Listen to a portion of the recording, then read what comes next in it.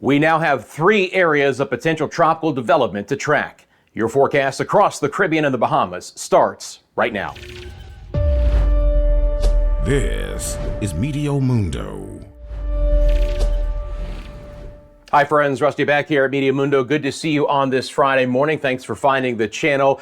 This is a special update video. We're going to get into the 3 areas of potential tropical development.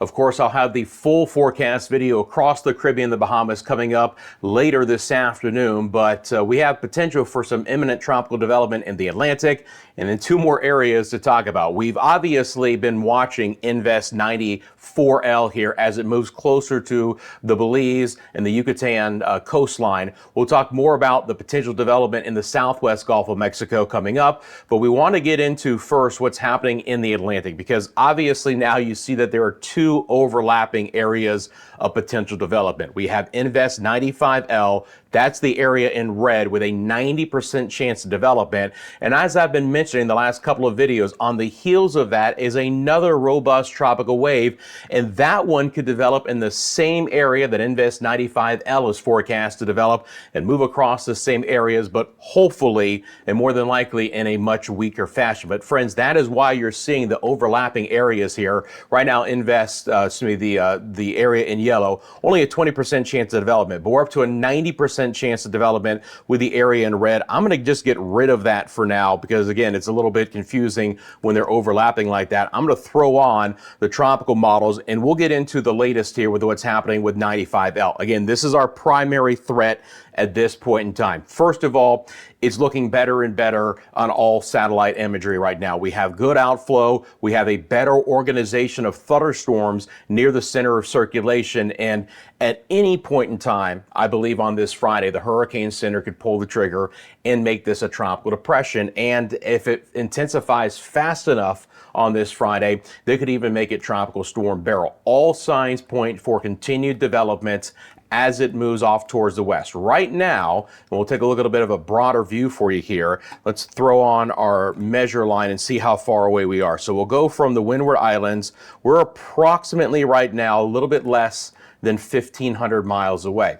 Impacts are still likely later the day Sunday and especially through the day on Monday. Let's take a look at the upper level water vapor imagery out of this. If you've been following along, again, there is a very weak but important area of mid-level high pressure to the north producing winds out of the east. And obviously that's the same direction that our system is moving. So there's very little wind shear here in the central and then eventually the western Atlantic from what we typically see in June. Typically, there's a westerly component to the winds of some kind, either at the lower or the mid levels of the atmosphere, to help rip these waves apart before they really try to develop. That does not look to be the case. This area of high pressure is going to escort this tropical wave towards the west, and again, that's why rapid development is likely out of this. So let's take a look at what the models are showing with Invest 95L, soon to be a tropical depression.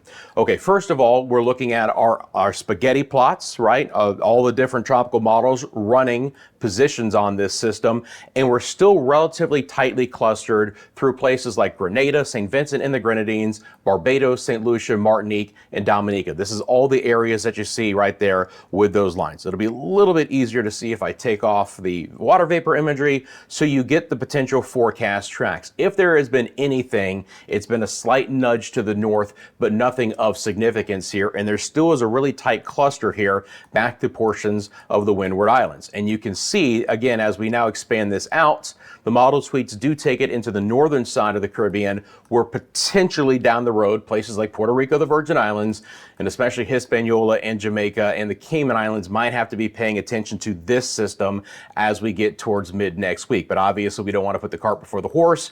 Again, we still don't even have a tropical depression, but you can see that track. We'll look at the visible satellite imagery for you real quickly as well. Drop this down just a little bit in time so we just get that nice spin. But again, on this visible satellite imagery, it's clear to see a couple things. First of all, there is a little bit drier air to the north, but it's not impinging this moisture plume that's trying to develop near the center of circulation. We're already getting very good outflow off towards the west, and it's pulling in and beginning to wrap in all the moisture off towards the south.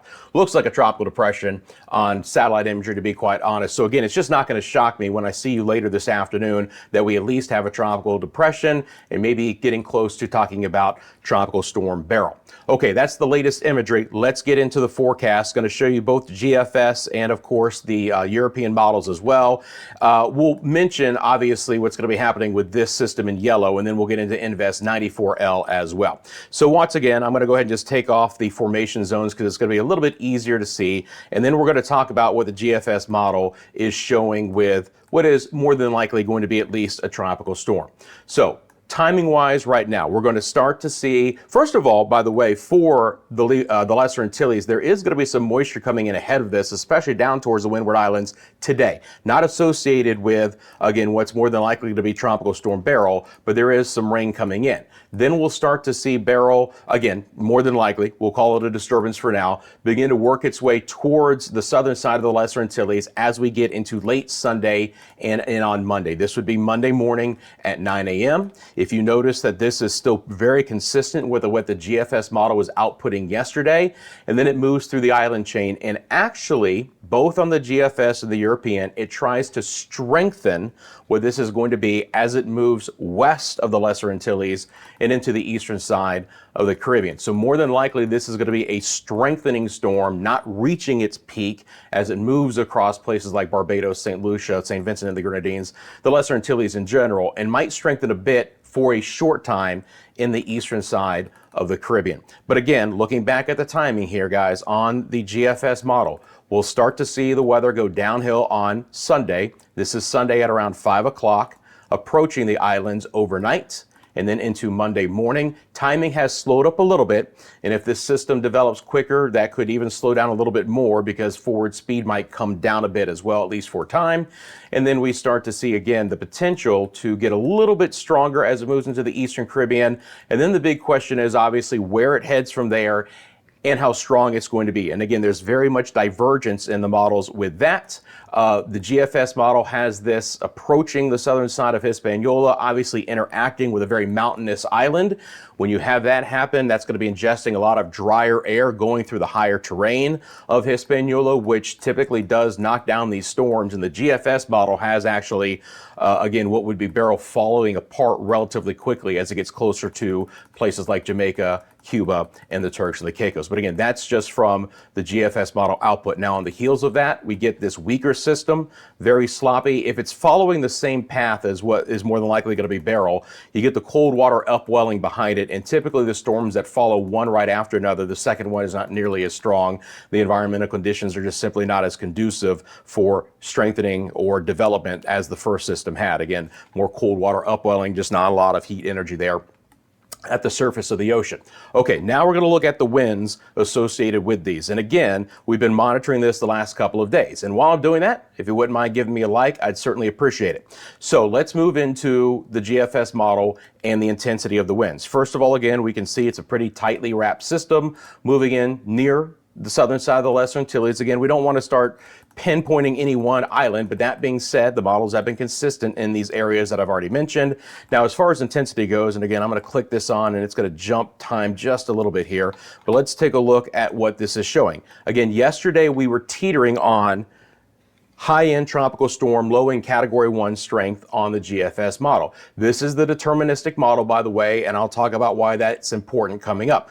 But it's the same scenario. As it gets closer to Barbados, you're looking at winds of near 70 to potentially 75 miles an hour. That, again, would be a high-end tropical storm or a category 1 hurricane. As it gets over the island, again, we're teetering on that same kind of strength where we're very close here, but certainly a higher-end tropical storm here. And then, again, the potential as it moves through St. Vincent and the Grenadines and St. Lucia of being in that category.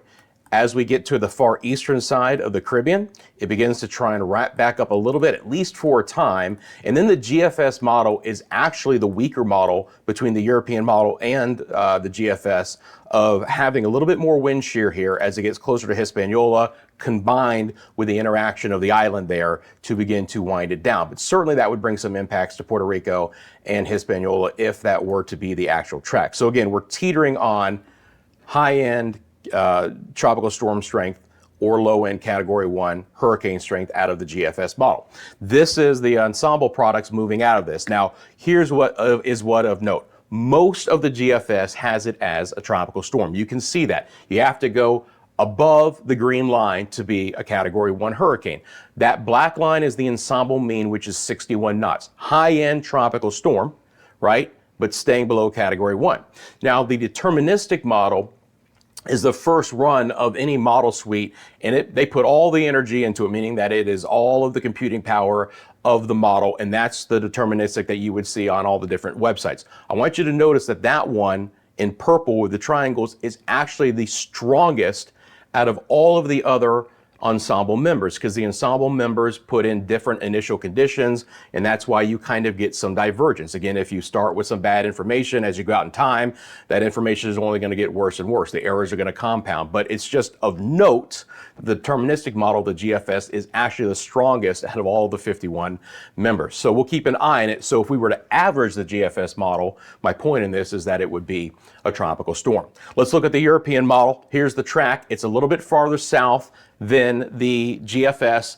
It's a little bit stronger as well as it traverses the Caribbean. Now, again, we're just too far out in time to really get into any specifics once it crosses the Lesser Antilles and into the Eastern Caribbean. It's something to monitor. There's no doubt about it, again, but the models are so divergent after that in both track and intensity, not much to hang our hat on at this point in time. Let's look at the European pressure forecast here. I'm going to step to this side. This is Monday. Actually, let me just go ahead and take this all off screen so you can clearly see this. You'll see that low coming in. Now the European model is definitely going to be a tropical storm, pressure right around 1,000 millibars. You can see it very much the same track as the GFS, just south or near the coastline of Barbados, over St. Vincent and the Grenadines near St. Lucia, and then emerging into the Eastern Caribbean. And again, as of note, it's just kind of hovering right around 1,000 millibars as it pushes across the island chain with certainly impacts with a tropical storm strength.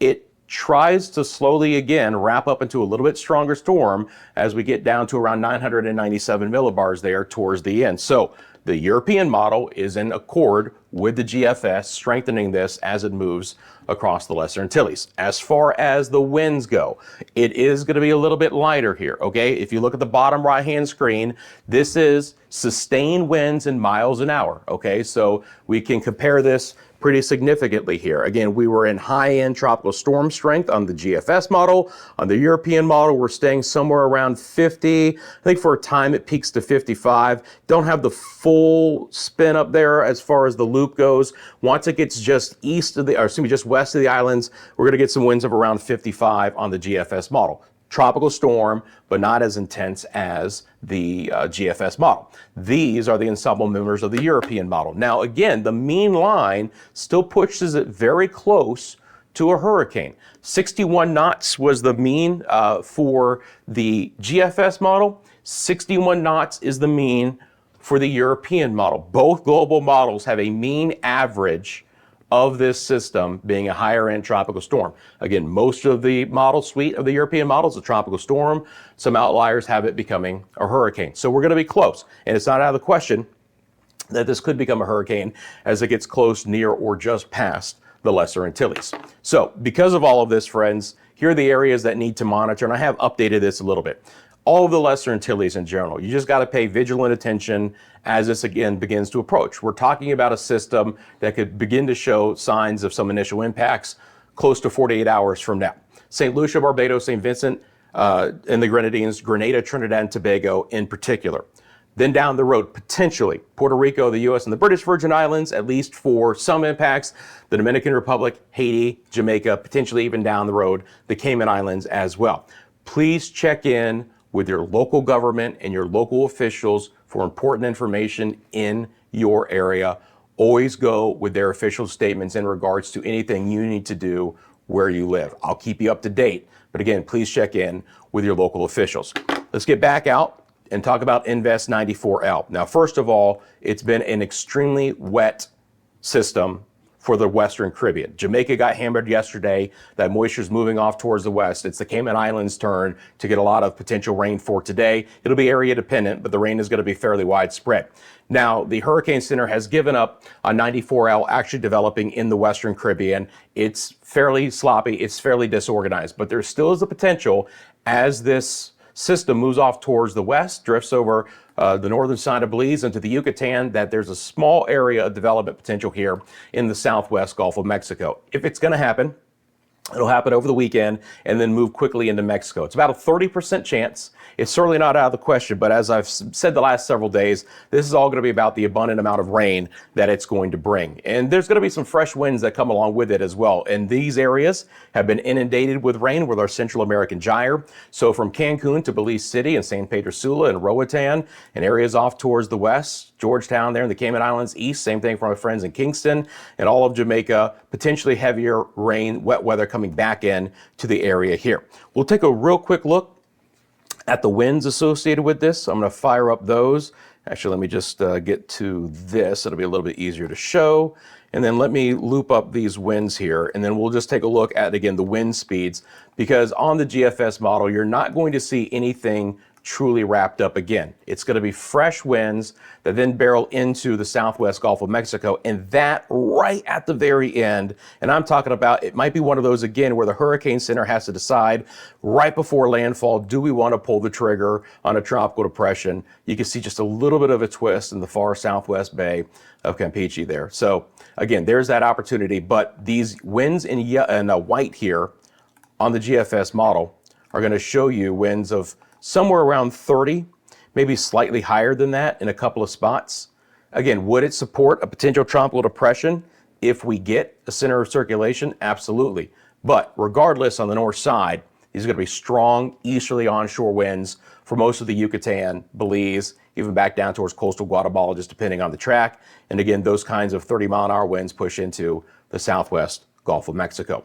Okay, friends, that's the latest on this special update. I appreciate you. Thank you for liking. Thank you for subscribing as well. And again, don't be surprised if we get a tropical depression here or even tropical storm barrel sometime later today. I'll be back on this afternoon with a full forecast video across the Caribbean and the Bahamas, all the newest information on these tropical areas of potential development. And then we'll talk about our coverage plans for the weekend as well. Have a great Friday until I see you later this afternoon. And I'll do that right here at Meteo Mundo.